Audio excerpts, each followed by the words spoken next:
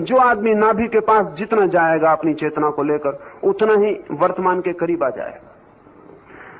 जैसे बच्चा नाभि से जुड़ा होता है मां से, ऐसे ही एक अज्ञात नाभि के द्वार से हम अस्तित्व से जुड़े। नाभि ही द्वार है।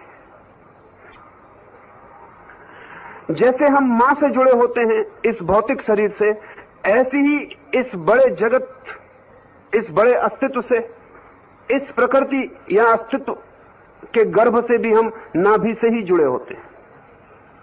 तो जैसे ही आप नाभि के निकट अपनी चेतना को लाते हैं, मन निश्चल हो जाता है।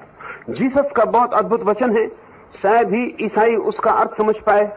जीसस ने कहा है कि तुम तभी मेरे प्रभु के राज्य में प्रवेश कर सकोगे जब तुम छोटे बच्चों की भांति हो जाओ।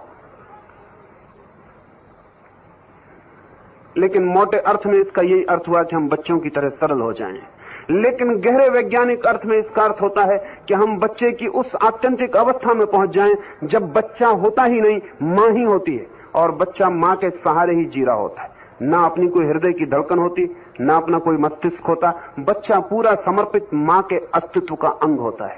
ठीक ऐसी ही घटना निश्चल ध्यान योग में घटती है। आप समाप्त हो जाते हैं और परमात्मा के साथ एक ही भाव हो जाता है।